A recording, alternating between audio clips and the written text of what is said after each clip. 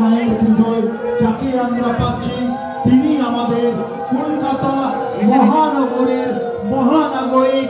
আমরা তাকে পেয়েছি দেখতে জনাব ফিরহাদ হাকিম সাহেব, তার সাথে রয়েছে আমাদের এই অঞ্চলে মাননীয় সম্মানীয় বিধায়ক নয়না বন্দ্যোপাধ্যায়, পার্শ্ববর্তী অঞ্চলের পৌর প্রতিনিধি ইন্দ্রাণী সাহা ব্যানার্জি।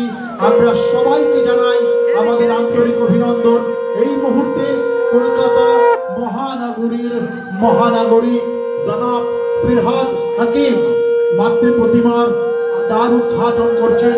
মাতৃ প্রতিমার দ্বার উদ্ঘাটনের পরে মাতৃ প্রতিমার সামনে বাঙালি প্রদীপ প্রজ্বলনের পালা। আপনারা দেখছেন পল্লীবাসীর হর্ষধ্বনি করতালি করে দিচ্ছে যে পল্লীবাসী যার জন্য অপেক্ষা করেছিলেন তারা আজকে এসে উপস্থিত হয়েছে। আমরা ধন্য, আমরা গর্বিত, আমরা আনন্দিত এবং আমরা ইন্দ্রনীল কুমারও রয়েছেন আমাদের সাথে। আপনারা দেখতেই পাচ্ছেন, স্বাগত জানাই আমাদের কলকাতা মহানগরের মহানাগরিক মাননীয় সম্মানীয় জনাব ফিরহাদ হাকিম সাহেবকে আমরা স্বাগত জানাই। আমাদের চৌরঙ্গী বিধানসভা কেন্দ্রের মাননীয় সম্মানীয় বিধায়ক নয়না বন্দ্যোপাধ্যায় মহাশয়াকে আমরা স্বাগত জানাই। ইন্দ্রনীল কুমার এবং আমরা স্বাগত জানাই ইন্দ্রাণী সাহা ব্যানার্জিকে। আমরা প্রথমে বরণ করে নেব। বরণ করে নেবার জন্য আমি অনুরোধ জানাবো প্রথমে আমাদের ক্লাবের সভাপতি অরূপ কুনিন মহাশয়কে। অরূপ কুনিন আমাদের পক্ষ থেকে মাননীয় মহানাগরিক মহাশয়কে সোয়াল পড়িয়ে অভিনন্দন জানাচ্ছেন। একটু করতালির মাধ্যমে আপনারা আমাদেরকে উৎসাহিত করবেন। এই মুহূর্তে আমরা বরণ করছি কলকাতা মহানগরের মহানাগরিককে।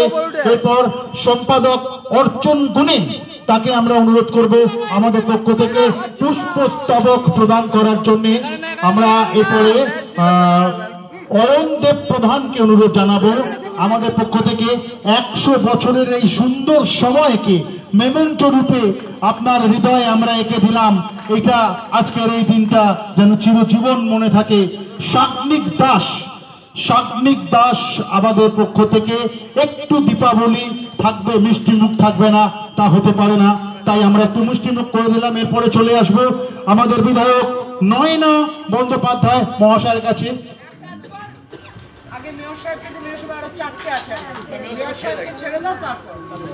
তাই হোক, আমরা চলে আসবো সরাসরি মেয়র সাহেবের কাছে এবং শুনবো তার কিছু কথা।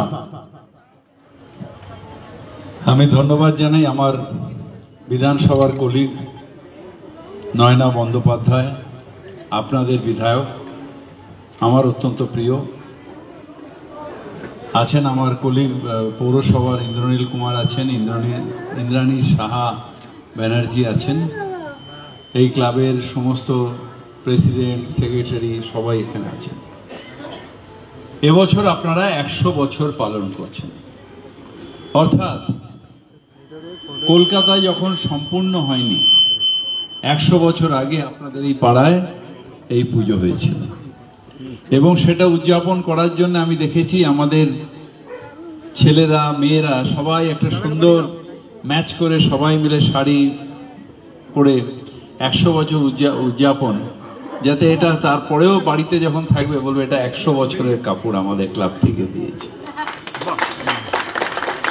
এই যে ইন্দ্রনীল পড়ে আছে, এই যে পাড়ায় পাড়ায় 100 বছর ধরে পুজো হচ্ছে, অনেক দিন ধরে পুজো হচ্ছে।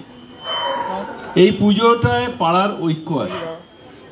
ধরুন 100 বছর আগে যারা এই পুজো শুরু করেছিল তারা কেউ নিশ্চিত নেই, তারপরে কয়েকটা প্রজন্ম কেটে গেছে, নতুন প্রজন্মের বাচ্চাগুলো এখন এই প্যান্ডেলে 100 বছরে তারা ক্যাপ ফাটাবে, ঝগড়া করবে, তারপরে বন্ধুত্ব হয়ে যাবে। তারা যখন আবার পুজো করবে তখন আমরা থাকবো না, তারা আবার দেখবেন যে 50 বছর 100 বছর বাদে এই পুজোটা চলবে। প্রজন্মের পর প্রজন্ম এরমভাবে তৈরি হবে, তারা এবার পুজোটা হাতে নেবে।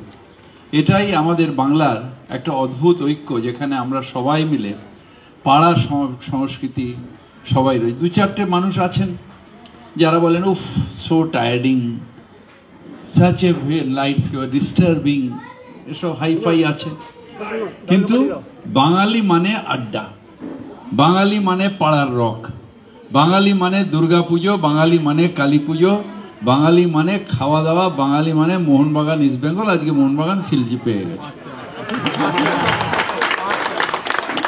সুতরাং এই কালচারটা আমাদের সত্যি, আমাদের একটু আমরা ওই ভাও ফাও শেয়ার কা ভাও এসব বুঝি না, কিন্তু সংস্কৃতি বুঝি, লড়াই বুঝি।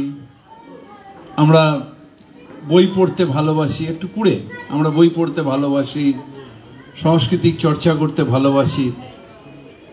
আগে উত্তম কুমারের বই, এখন দেবের বই দেখতে ভালোবাসি। কিন্তু আমরা সবাই নয়নাদির বইও দেখেছি। আমরা সবাই মিলে এই সংস্কৃতির মধ্যেই বড় হচ্ছে এবং এই সংস্কৃতিটাই আমাদের রয়েছে। এবং বাঙালি যেখানে আক্রান্ত হচ্ছেন সেইখানে প্রতিবাদে সবর হচ্ছেন আমাদের মুখ্যমন্ত্রী মমতা বন্দ্যোপাধ্যায়। তাই বাঙালির ঐতিহ্য ধরে রাখা আমাদের কাজ, আর বাঙালির হয়ে প্রতিবাদে মুখর হওয়া মমতা ব্যানার্জির কাজ। এই দুটো কাজই মায়ের কাছে আমরা সেই শক্তির প্রার্থনা করব। সেই শক্তি নিয়ে বাঙালি এগিয়ে যাবে। দিনের পর দিন, বছরের পর বছর আমরা এগিয়ে যাব। আর বাঙালির ঐতিহ্য, বাঙালির গর্ব আমরা সবাই মিলে উদযাপন করব। আপনাদের সকলকে আগাম দীপাবলির শুভেচ্ছা জানিয়ে আমার বক্তব্য রাখি।